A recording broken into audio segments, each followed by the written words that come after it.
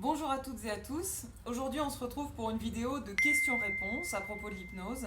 Alors, je vais faire de mon mieux. J'ai choisi trois questions que vous m'avez posées sur les réseaux sociaux et régulièrement, comme ça, je vais faire des vidéos de questions-réponses pour essayer d'entrer dans un dialogue. Je vous remercie pour vos questions. Et puis, on va y aller de manière un peu plus informelle. Donc, je vais les lire, puis je vais essayer d'en dire ce que moi j'y vois à partir de mon expérience, qui n'est rien qu'une expérience parmi d'autres. Donc à garder ces réponses avec un peu de recul, avec un peu de distance. Néanmoins, je pense qu'il y a quand même des choses qu'on peut dire de manière générale sur la question de la transe, sur la question de la transe hypnotique, et j'espère que ces éclairages pourront vous aider. Voilà, alors je commence avec la première question qui est que soigne l'hypnose et comment? Alors c'est une question assez large, assez vaste, qui ratisse assez large. On pourrait en parler évidemment pendant des heures. En tout cas, moi je pourrais parce que ça me passionne, mais peut-être vous n'aurez pas la patience de m'écouter pendant 2 heures. Donc je vais essayer de résumer un petit peu ce que moi je ressens par rapport à ça. Que soigne l'hypnose et comment? J'ai l'impression, en tout cas pour moi, l'hypnose, c'est pas seulement une technique, on va dire, c'est plutôt une approche thérapeutique particulière qui a été initié par certains hypnothérapeutes comme Erickson, qui est vraiment très connu aujourd'hui. On entend souvent hypnose ericksonienne.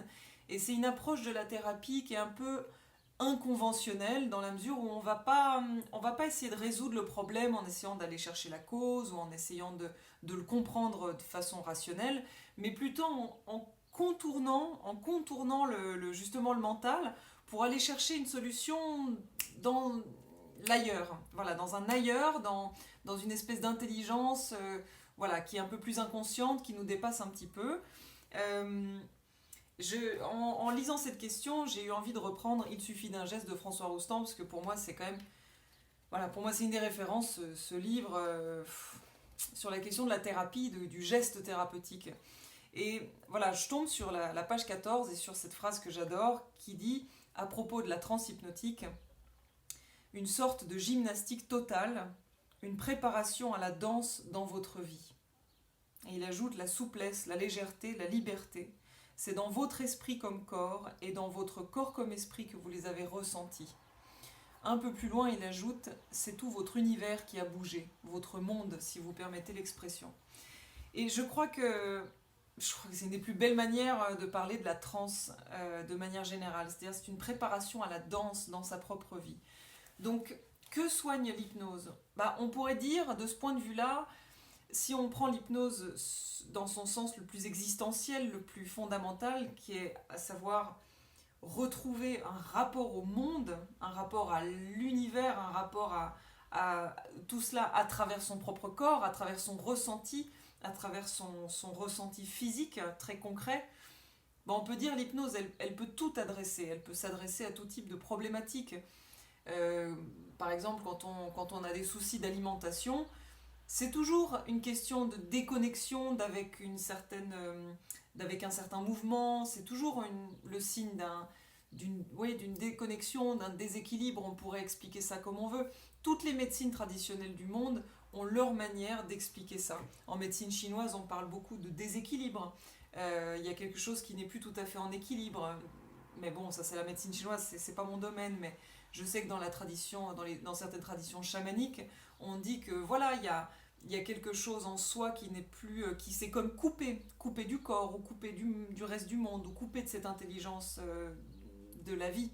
Et donc le travail de la transe, c'est vraiment retisser les liens. Retisser les liens, et ça permet de réapprendre à danser avec les choses. Et ça, c'est magnifique.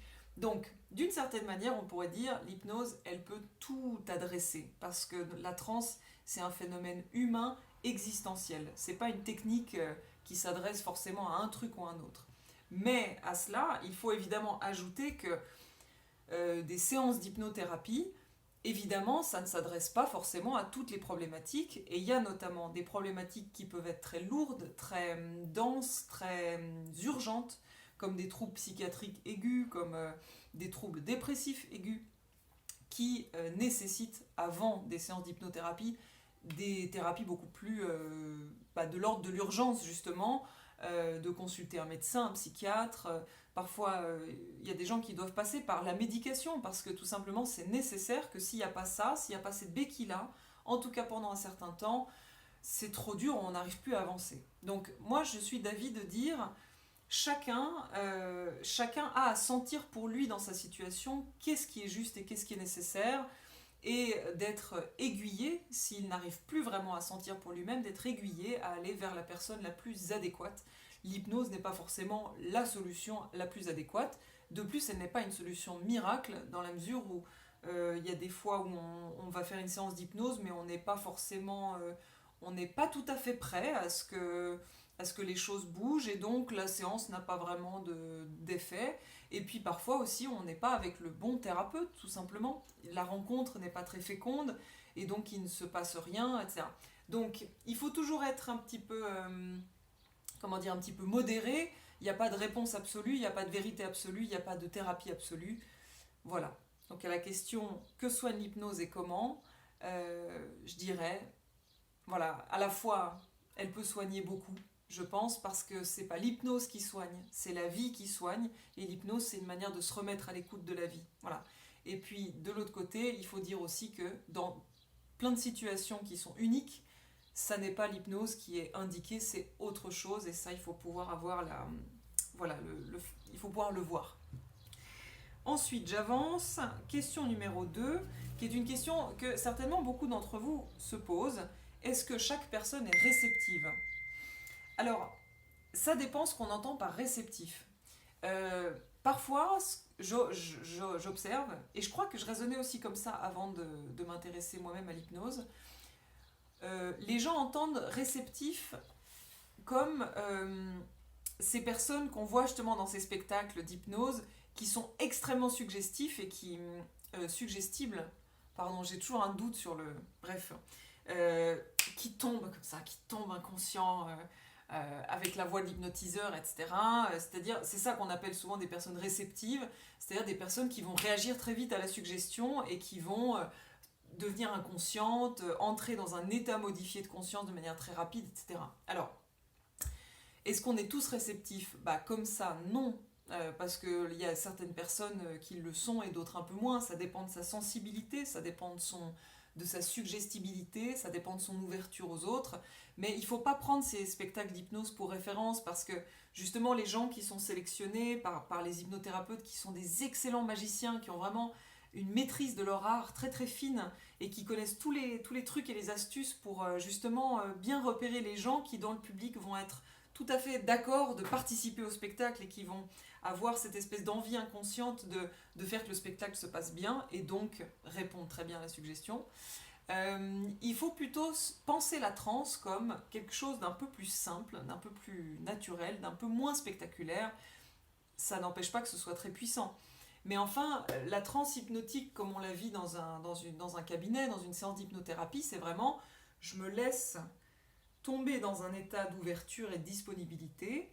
Et là, je travaille les choses avec mon imagination, je laisse la vie travailler à travers moi, je reconfigure mon existence avec mon esprit, avec l'imaginaire, avec mon intuition, etc., etc.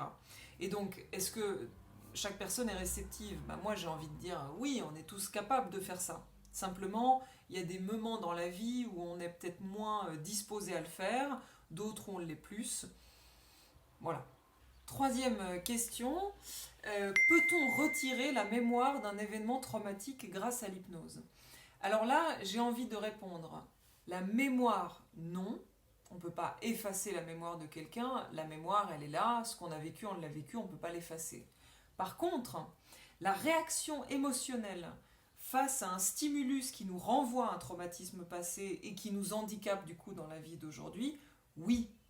Et ça, c'est tout l'intérêt d'une thérapie extraordinaire qui s'appelle l'EMDR et que je pratique aussi et que j'adore parce que c'est vraiment ce travail de venir décristalliser, défaire la réaction émotionnelle forte à un stimulus particulier pour se libérer simplement, alors soit d'un souvenir traumatique qui nous handicape toujours dans la vie de tous les jours. L'exemple typique, c'est, je sais pas, on a eu un accident de voiture, on s'en est très bien sorti, mais n'empêche qu'on n'arrive plus à remonter dans une voiture. Pardon. Ouh. On n'arrive plus à remonter dans une voiture sans avoir tous les symptômes d'une crise de panique, etc. Donc ça, typiquement, EMDR. C'est radical. Moi, j'adore faire ça parce que je trouve ça d'une efficacité.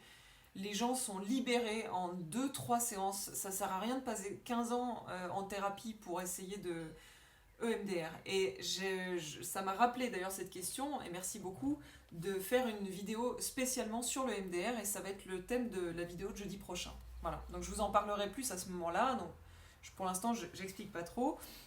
Mais en gros, c'est une thérapie par la stimulation alternée des hémisphères gauche et droit. Donc c'est soit avec les yeux, soit avec des tapotements, soit avec des sons. Et certainement, si vous avez une personne dans votre entourage qui l'a fait, elle pourra témoigner de l'efficacité redoutable de cette méthode. Donc, pour répondre à la question, on ne peut pas effacer un souvenir ou une mémoire. Il y aurait quelque chose d'un peu violent parce que notre passé, c'est notre passé. Par contre, est-ce qu'on peut faire en sorte d'être en paix avec un traumatisme à travers tout un cheminement thérapeutique? Eh bien, je pense profondément oui. Et le MDR, entre autres, et l'hypnose, bien sûr, parce que l'hypnose, elle peut aussi s'adresser à ça, peuvent aider. Voilà. Et puis, dernière question, une personne me demandait si j'avais connaissance de séminaires d'auto-hypnose en Suisse pour apprendre l'auto-hypnose. Alors, moi-même, je n'en ai pas fait. Donc, j'ai fait un peu des recherches, j'ai été regarder des références qui me semblaient bien. Cependant, je ne les ai pas testées. Donc, ça n'est pas testé et approuvé, mais à voir si ça vous intéresse. Je vous mettrai les liens en annexe à la vidéo. J'ai trouvé Bénédicte Auquetin qui travaille à Genève avec de l'auto-hypnose et qui forme à l'auto-hypnose. Ça peut être intéressant. L'Institut de l'Iris aussi, en Suisse romande, qui est très connu, IRHYS. Et puis hypnose-pratique au pluriel.ch qui a l'air également de proposer une formation à l'auto-hypnose ou en tout cas des auto-hypnoses à creuser. Voilà. Enfin, pour ce qui est de l'auto-hypnose ou de l'hypnose à pratiquer chez soi, je vous renvoie aux séances MP3 que j'ai enregistrées. Elles ont aussi cette vocation-là, c'est-à-dire que je les ai faites alors dans un esprit de, disons qu'elles aident celui qui les écoute à partir de ses propres problématiques, mais aussi dans l'esprit de vous familiariser avec la transe hypnotique, dans le but de pouvoir devenir plus autonome avec, de retrouver cette dimension, cette modalité-là, de pouvoir vous y installer plus facilement, de manière plus autonome. Et donc, je vous renvoie à mes séances d'enregistrement d'hypnose, dont je replace le lien au-dessus de cette vidéo. Voilà. Alors, merci pour vos questions. Posez-en d'autres. Posez-moi d'autres questions, s'il vous plaît. Ce qui vous passe par la tête, même si vous ne savez pas si c'est adéquat ou pas, n'y pensez pas. Posez-les et moi, je suis toujours heureuse de discuter, de dialoguer. Et je ferai régulièrement comme ça des vidéos de questions-réponses. Aujourd'hui, c'était la première. Voilà. Je vous souhaite une bonne semaine. Je vous dis à demain pour notre vidéo de poésie. Et puis à jeudi prochain pour parler de MDR. Ciao!